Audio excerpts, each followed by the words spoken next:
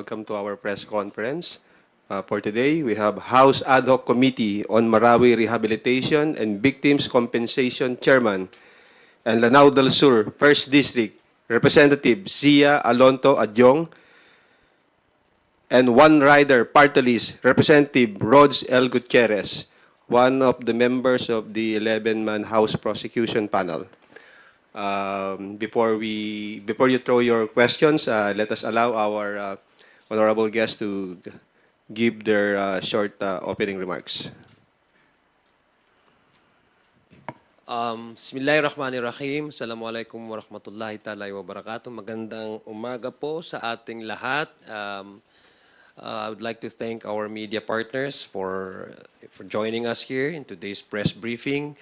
I am very honored to share this day, briefing the media and updating the public with one of our prosecutors.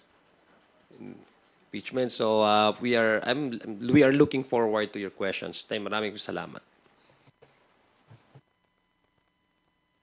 Morning po sa ating mga kaibigan sa media. We're glad to be here.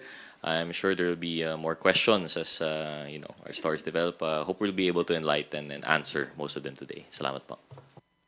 Thank you, sirs. Tina Panganiban Perez from GMA7, you're recognized for today's first question. For impeachment process, Representative Rod Gutierrez. Sir, former PCGG Special Counsel Generillo has filed a petition for mandamus before the Supreme Court to compel the Senate to constitute itself into a Senate impeachment court and proceed with a trial against Vice President Sara Duterte, citing the phrase "shall forthwith" in the Constitution. Your thoughts po? Well, nabanggit na po natin ito, no? Naitanong na po dati kung ano po talagang ibig sabihin ng forthwith, and ang tendency po, we agree with the luminaries, pag sinabing forthwith, ang ibig sabihin po nito ay kaagad.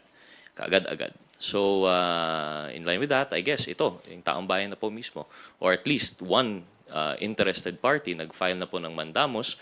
Para sa kinalaman po ng lahat, ang mandamus po ay isang action dito sa Supreme Court in which ito ay relief na humihingi na aksyonan na po ng isang agency or branch of government ang isang bagay na dapat aksyonan. So, ibig sabihin nito, kapag nakikita ng isang tao na ang isang bagay ay responsibilidad na dapat aksyonan ng agency or branch, they seek relief with the Supreme Court. Mandamus po yung ginagamit. So, dito po nakita po natin na according to, sino po yung petitioner, ma'am, if I may ask? Sir, former PCGG Special Counsel Generillo. Catalino Generillo. So, dating lingkod rin po naman pala sa gobyerno, sa PCGG, they saw it fit to seek redress before the Supreme Court to ask or to mandate the Senate to proceed with the impeachment trial. So, yun po yung ibig sabihin dito ng mandamos. Now, additional comments lang po siguro. Personally, well, as we've always mentioned po, kami po, nire-respeto po namin ang stand ng Senate bilang they have the sole authority and responsibility in relation to the subject of impeachment as convening as the impeachment court.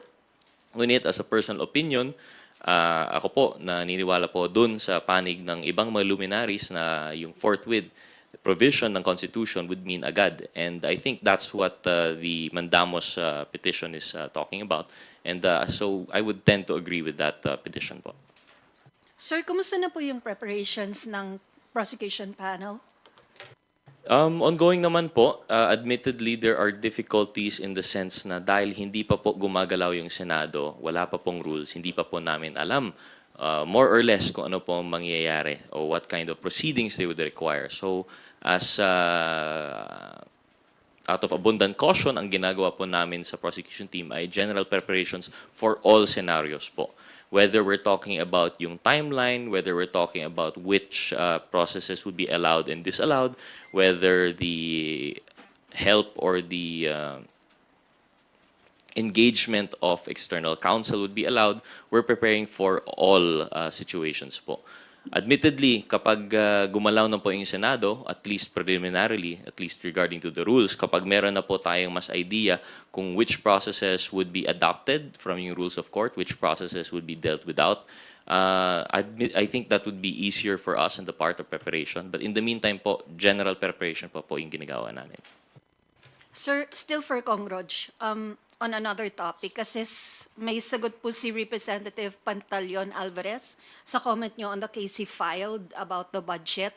I-quote ko lang po, ang sabi po niya, naiintindihan natin na minsan tingin ng Congress, korte sila, lasing sa kapangyarihan. Lalo na noong panahon ng Quadcom, kita nyo naman ayaw lang ng sagot mo, contempt ka kaagad, ipakukulong ka pa sa correctional facility kahit na may detention area naman ng House of Representatives.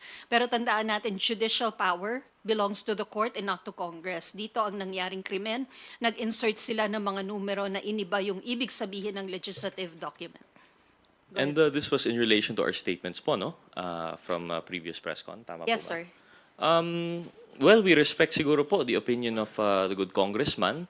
Ang sa tingin ko lang po ay I'm not sure where that is coming from po. Kasi yung comments niya po, I remember, it's likening the Congress to a court na there was mention of probable cause po, no?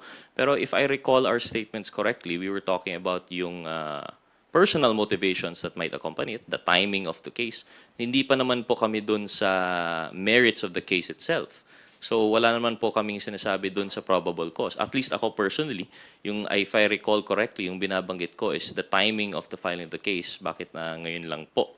So definitely we don't want to prejudge no kung merong probable cause mo or hindi. In fact, what we mentioned, if I recall correctly, is that we welcome po, no, we respect the right of anyone, not just the good congressman, but anyone who would like to seek redress before the courts.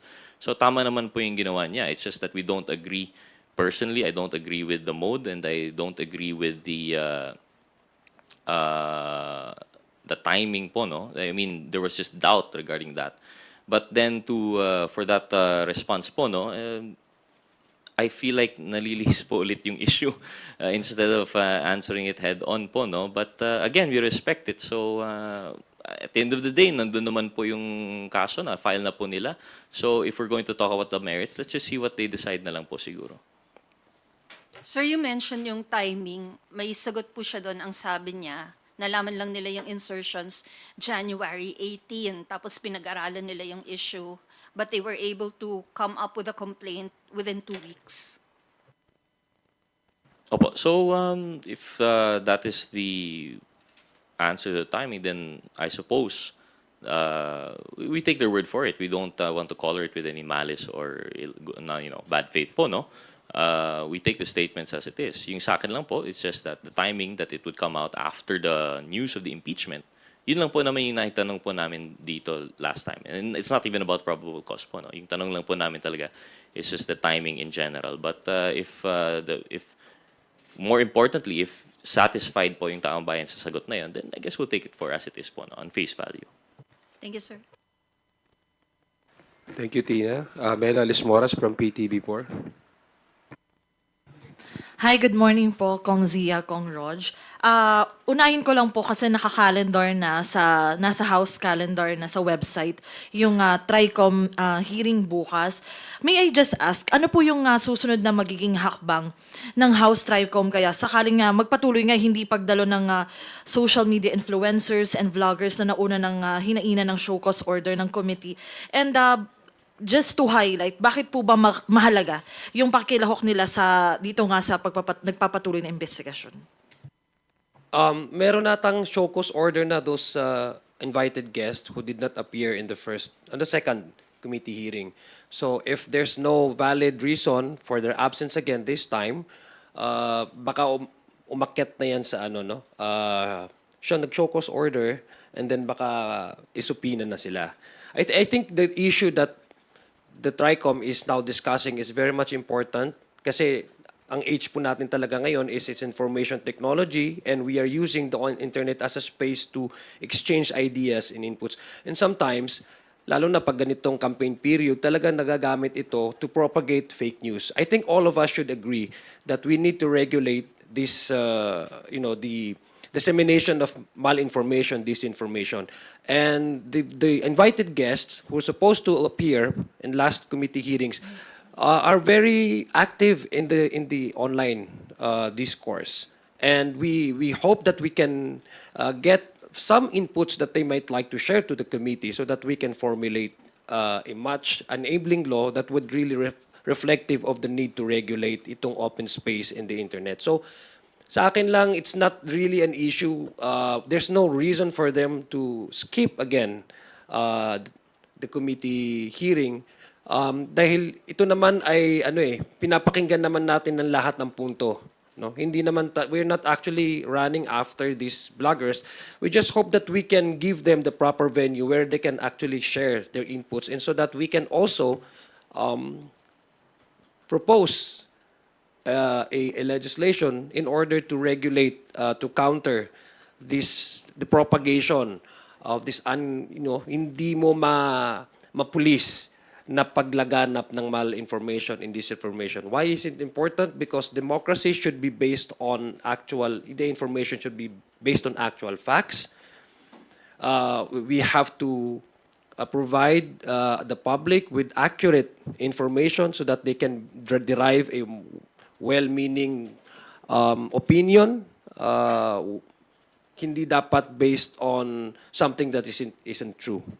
So I think that is the very anathema of how we uphold democracy. Kung ang mali ang impormasyon, mali talaga ang magiging opinion ng bawat tao, and that would reflect on the kind of system that we would have in the coming days or in the coming years. I think nabanggit naman po ni Chairman Adyong most of the points, no. I agree that yung ating mga bloggers that did not attend, show cause order naman po yung na-issue, and there would be other remedies later on, like subpoena, should they choose not to attend. But we really do feel that importante po na mag-attend po sila, kasi nga po yung pinag-usapan po dito ay yung, I think lahat naman po tayo ay magsasang-ayon na masama naman po talaga yung fake news, misinformation, malinformation. Kasi nga po, even kahit magkabilang panig po tayo kung ano-ano mga bagay, kung politika for example, no one can agree naman po na good for the country ang fake news. Rely on such tactics po talagang it's to no benefit to anyone. As we saw nga po sa previous hearing, kahit po there are personalities admittedly have different opinions on things. I believe it was a Chair Ace and there was a private person there, si Ms. Tikia, I think. And they had a productive discussion on po, which was helpful to the committee. It was very enlightening. So I think we have to reiterate po yung aming imbitasyon sa mga vloggers na ito, yung mga other personalities that were invited, that we're just looking for a proper discourse. Especially in consideration, why I think it's important is that we're already touching on the surface yung tinatawag na foreign interference. Nabanggit po ito by one of the resource persons, I think it was Press One, na there was a link between misinformation and allegedly Chinese-owned accounts, Chinese backing. There is allegedly a link between Chinese backing of misinformation in the West Philippine Sea and political campaigns for certain individuals in the country. So I think doon pa lang very important. I think another issue that we have to discuss thoroughly sa TRICOM is yung commercialization po ng bloggers. Freedom of speech, understandable po yun. It's a right of everyone. Pero pag binibenta mo na po yung iyong salita para sa salapi, di ba? If you are selling your opinion to the highest bidder, and if that highest bidder is a foreign entity, I think there should be some limitations. There should be some punitive actions po, no, in relation to that. And I think that's why especially important in TRICOM. Yung problem with the previous, in past years, masyadong nasanay po yung tao sa fake news. Nasanay na po tayo sa hyperbole. Nasanay na po tayo sa pagbibiro na we can't take anything seriously anymore. So that's one more thing. We have to be accountable for our words. I think yun lang po yung bottom line ng TRICOM. Yun na po. Okay. And another question lang po, speaking, may mga nabanggit na kayong China, politika. Tanong ko lang din po sana yung reaksyon nyo dun sa mga naging matapang na pahayag ni Pangulong Marcos sa campaign rally ng Alyansa para sa Bagong Pilipinas sa Carmen, Davao del Norte, kung saan na hinikayat niya yung mga kandidato ng administrasyon na sinabi niya ngang walang bahid ng dugo ng mga biktima ng EJK at hindi sunod-sunuran sa China. Hinikayat din ng presidente yung mga botante na wag hayaan hayaang bumalik muli ang bansa sa panahon ng dilim at lagim na tila tumutukoy sa nakaraang administrasyon. Ayon mismo sa Pangulo ay pumayag na gawin umano nga probinsya ng China ang Pilipinas, ibinugaw ang ating bayan bilang sugalan ng mga dayuhan at hinayaang umapaw ang dugo ng mga inosenteng mga bata na inagawa ng kinabukasan dahil sa kanilang pagpatay. Ano pong masasabi niyo dun? Ako po, I think we welcome those remarks. Personally, gaya ng sinabi po natin in the last press con, it's about time po naging issue-based po tayo, especially for elections. Hindi na po tayo personality politics. During the last time that we had this discussion, I believe yung pinag-usapan natin dito ay kung ano yung stance po ng senador tungkol sa impeachment complaint. And now we have brought to the fore other issues po. No? Ano ang stance ng ating mga senador sa EJK? Ano ang stance ng ating mga senador sa China, sa West Philippine Sea? And I think it's a good thing, it is well appreciated po siguro na na-highlight po ito ng ating presidente. I'm not saying po no, that it should resort to, kasi yung iba po, based on those statements, may nagsasabi na smear campaign. I don't think it's smear campaign when we're just talking about issues po, no? We're talking about issues. How do these candidates feel about these issues? Where do they stand? So, I think it's very important now na sa taong bayan, dapat maalala po natin yung mga issue na ito kapag nagboboto na po tayo, bumuboto. We have to consider po where their stances. General statements naman po yun, but they are powerful statements. I think it really highlights po the need to really look into the credentials, not just yung achievements, but their stances po rin po talaga. So, personally, unfortunately, nagiging malaking headliner po yan, Team Pilipinas versus Team China. And syempre, doon tayo sa Team Pilipino, di ba? Team Pilipinas tayo.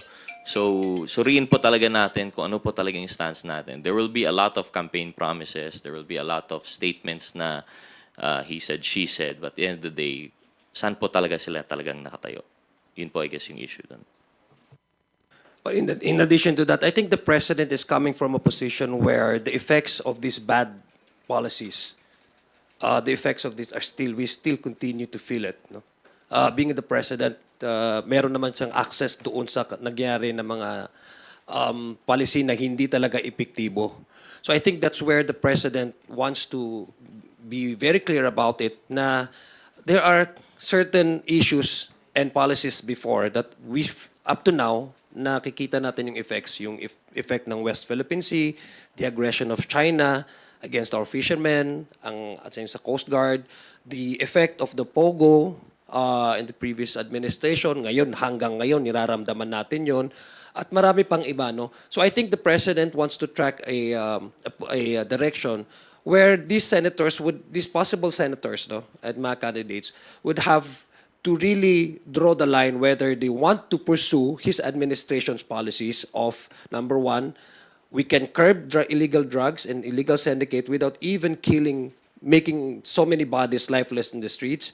There are certain policies that we can implement without necessarily resorting to violence. That's number one. Where do you stand on this ground? Number two, when it comes to the incursion of China, where do you stand on this ground? Would you be for the Philippines and protecting the integrity of the country? Or where do you be koto to the Chinese incursions? So I think this is a very clear position where the president wants to educate the public that, you know, the effects of the past policies of the past administration hanggang ngayon nararamdaman natin, and we're doing so much to addressing those questions. So ako naniniwala ako dun sa stand ngayon ng presidente na sa panahon ngayon ang politika hindi dapat tama nga yung sinabi ni Kong Rog, hindi dapat siya personality based. The people should be given information, and the accurate information so that they can decide on their own, not based on which person they would prefer to see there in the Senate, but based on the candidate's stand on certain important national issues. Opo, and sorry, last na po, Kong Sia. Just a quick follow-up. You have a statement din po kahapon about, just to have it on record, can you just please elaborate your statement na NBI should look into former President Duterte's kill threat against senators? Well, it's so disheartening, no, for public officials, especially those who have served as our president, to say these things, no, to threaten say na mas madali lang sabihin na patayin na lang natin yung mga senadors. In the past, we've heard him threatening illegal pushers, drug syndicates, etc. Napatahin itong mga illegal drug lords, tsaka mga illegal pushers. But he mentioned that he made those threats in the context of the war against drugs to curb, to free our streets from the illegal drugs syndicate. But this time it was said in a context where he has candidates, and there are also candidates on the other side running for the same position. So medyo hindi siya para sa akin. It's really it should concern all of us, because hindi dapat man normalize yung salita na patayin, or even sa mga, if you go to mga airports naman, di ka naman talaga po pwedeng mag-bomb joke yung bomb threat na jokes, kasi automatically you'll be, mapupusasan ka. How much more, for example, for say that out in the public. But it's the issue really, my point that I'm trying to drive at is, if you're an individual who enjoys or wields a certain influence, you have to be more circumspect about what you say, because people, your followers, may think it na seryoso ka. That's why pag sinasabi na joke, when will it end? We don't know which one is joke and which one is not. So I think we have to be more more circumspect about how we say things out in the public, especially if the occasion calls for a choosing of new leaders in the country. So yun yung aking position doon at pananaw, na hindi dapat agad-agad natin ma-normalize at ma-trivialize yung mga threat na dali-dalian mo lang sabihin, pumatay or patayin. Thank you, Mela. Up next, we have a question from Elson Kismorio of Manila Bulletin.